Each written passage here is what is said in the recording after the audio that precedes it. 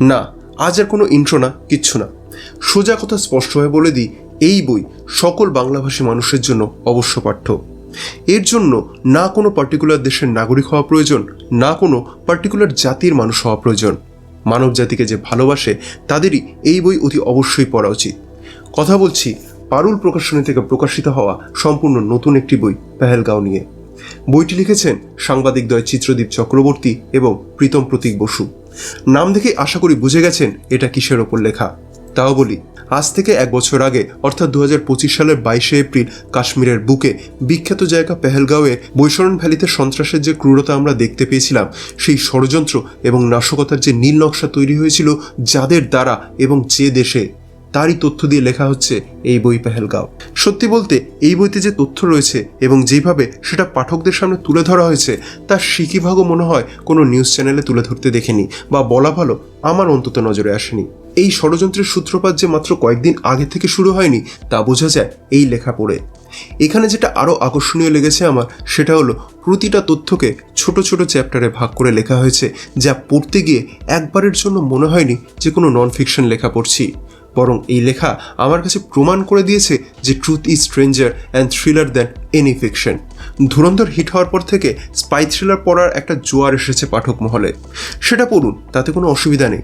কিন্তু আমাদের ভারতীয় সেনা থেকে শুরু করে গোয়েন্দা মহল থেকে শুরু করে যারা যারা ভারতের সুরক্ষার সাথে জড়িত আছেন তাদের আসল কর্মকাণ্ড জানতে হলে এই বই হাতে তুলে নিন।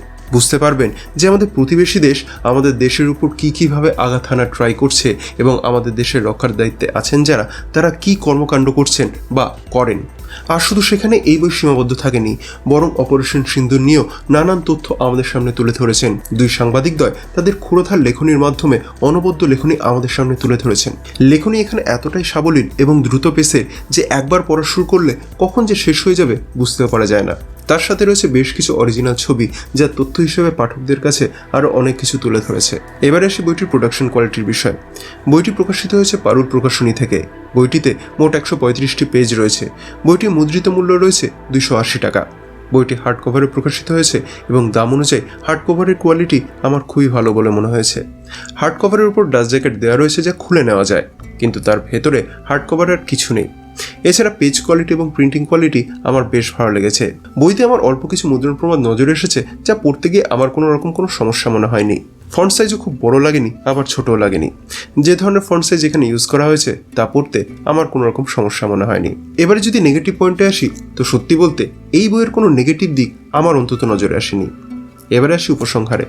শুরুতেই যেটা বলেছি আবারও সেটা বলছি, এই বই যেমন সকল বইপ্রেমী মানুষদের জন্য অবশ্য পাঠ্য, তেমন কেউ যদি বইপ্রেমী নাও হন তাও এই বই অন্তত একবার পড়া উচিত, যাতে প্রতিবেশী দেশের কুকীর্তি আমরা সকলেই জানতে পারি এবং তার সাথে ভারতের বীর সন্তানদের কথাও আমরা জানতে পারি। এর থেকে বেশি কিছু আজ বলতে চাইছি না। জয় হিন্দ, বন্দে মাতরম।